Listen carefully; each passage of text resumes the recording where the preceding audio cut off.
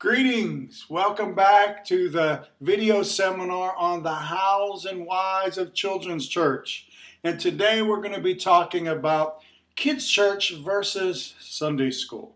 Children's Church versus Sunday School. If you have to choose, why would you choose a Children's Church over Sunday School? Of course, if you don't have to choose, if you have multiple services and you can do a Children's Church and Sunday School, that's your best option. But today we're going to talk about the advantages if you had to choose, why you would choose Children's Church. Coming up on your screen is some of the differences. The first difference you'll see is Children's Church is a large group of children. Sunday School is a smaller group. In Children's Church, we see ages together. In that large group of children, you can have children anywhere from 6-year-olds to 12-year-olds together. In Sunday School, it's age appropriate. You have your 6-year-old class, your 7-year-old class, your 8-year-old class, your 9-year-old class, or your first grade class, second grade, third grade, and so on. In Children's Church, you have a team teaching the kids' church. In Sunday School, the teacher does everything. Maybe it's a teacher and a helper, but usually that helper is a young person who really is there to hand out the snacks. And of course to learn from you. But for the most part, the teacher does everything. In Children's Church, it's a celebration. In Sunday School, it's a classroom. Kids' Church is church. Sunday morning, we go to church. In Sunday School, it's a Sunday school. So let's talk about these differences a little bit more. Once again, the large group versus the smaller groups. I understand that certainly the easier way to disciple, the easier way to probably teach deeper things is in smaller groups. It's why cell groups and life groups and the smaller groups that have come out of the church are necessary. And I believe they're necessary for Children's Church. Absolutely, I believe they're necessary. And you need to find time for smaller groups of children where you can do discipleship and where you can go into deeper things. But on Sunday morning, you have a large group of children. In most churches today, or in a lot of churches today, they're not meeting in church buildings. They're meeting in schools, they're meeting in theaters, they're meeting in rented spaces. And even in some of the churches, if you do own your church, space is still an issue. To do smaller groups, you need rooms. I've been in kids' church settings or children's Sunday school settings where you have in one corner the third grade, and in the other corner the first grade, and the other corner the fifth grade, and each one can hear each other, and it becomes just a bunch of confusion. Oftentimes we don't have the room to do multiple classes, so kids' church becomes the best option, I believe, in these settings. If you have one large room that you can bring the children together. But let me just say this also. I do believe that we do separate children from what I call junior kids church, which can be 3 to 5-year-olds. And then, of course, the normal kids church or children's church, where you have children from 6 to 12, 6 to 11 years old. I do believe there should be some separation and some distinction that way. But we have larger groups of children. And once again, we're talking about ages together. Ages together, a 5-year-old with a 12-year-old or a 5-year-old with an 11-year-old. Certainly my preference, and because kids are just learning things these days, they're influenced more these days, and 12-year-olds sometimes can become a little difficult because they become bored in children's church, and you have to find ways to engage them if they're in your class, and get them involved and to keep them active and make it relevant to them. But I like to run, my choice is to run 6 to 11-year-olds in our main kids church, and then, like I said, 3 to 5-year-olds in our junior kids church. But you have ages together. People will say, well, how can you teach a 5-year-old with an 11-year-old? How can that be done? Once again, this is not school, and we'll talk about that a little bit further.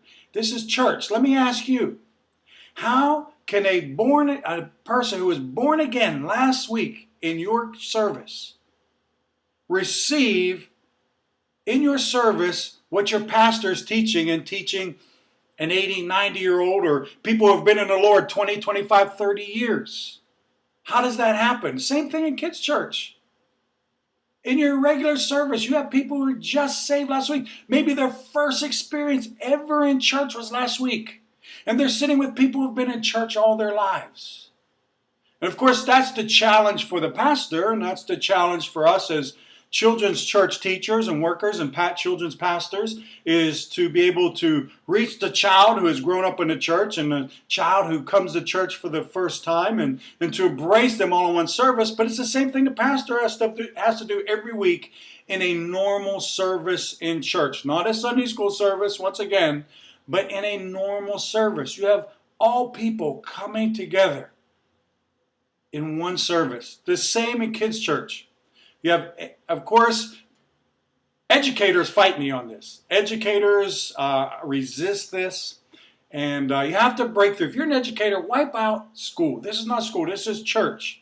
Say, we got to have the age appropriate. A 5-year-old cannot learn with a 12-year-old. A 5-year-old cannot learn with an 11-year-old or 6-year-old. And you'll see in probably the next segment how we break down. In kids' church, we take one theme, multiple inputs, repetition, repetition, repetition, repetition. If we're teaching on the love of God, that's exactly what we teach. We teach on the love of God. The memory verses on the love of God. The Bible lesson on the love of God. The object lessons on the love of God. The life stories on the love of God. And so with that multiple repetition input on one theme, although a 6-year-old will not get probably what an 11-year-old gets out of it, they're going to get something, and that's what's important. And the most important thing is that they get life application to what we're trying to teach the Bible lessons to them and apply them to their lives. But let's move down. We're talking about team versus the teacher doing everything. Of course, we know in a Sunday school, a teacher has a Sunday school manual that they receive, and in that Sunday school manual is almost the same inputs that you'll see in kids' church. You'll sing songs. We do praise and worship in kids' church. There is a memory verse. There's memory verses in kids' church. There's a Bible story, a Bible lesson. Same. Sometimes object lessons, a craft, a snack, taking the kids to the bathroom, all of these things. And usually it's one person in the room or a helper. In fact, that's how I started out. My wife was teaching 4- and 5-year-old Sunday school, and I decided to help her. But I was the cracker hander outer. I was not going to teach kids. I was scared of these little kids years ago. And so I handed out the snacks every week to the kids. That was my job. And of course, if the boys had to go to the bathroom, I'd take them to the bathroom. And so that was it. And one day my wife said to me, "It's your turn to teach," and handed me the manual. And I trembled teaching these 4- and 5-year-olds. Well, God certainly has taken me a long way since then. But that's the idea. The teacher does everything, prepares everything. It's a lot of work. In kids' church, it's a team. Certainly you have a point person, which is usually the children's pastor or the lead person, who is facilitating and keeping everything moving. But even their job is, other than preparing and planning the actual presentation of kids' church, they may do one thing. They may teach the Bible lesson. That's the only thing they're doing. A 10 to 15-minute Bible lesson. Shouldn't they be able to do that with excellence? Or your helper, your worker. You assign them, perhaps they're leading the songs, they're leading the praise for the kids, and they're doing an object lesson. That's all they have to do. Shouldn't they be able to do that with excellence? Not a whole lot of preparation. Or there should be a lot of preparation, but a lot of preparation for a small amount. A lot of time put in to be able to do it with excellence. It's a team effort.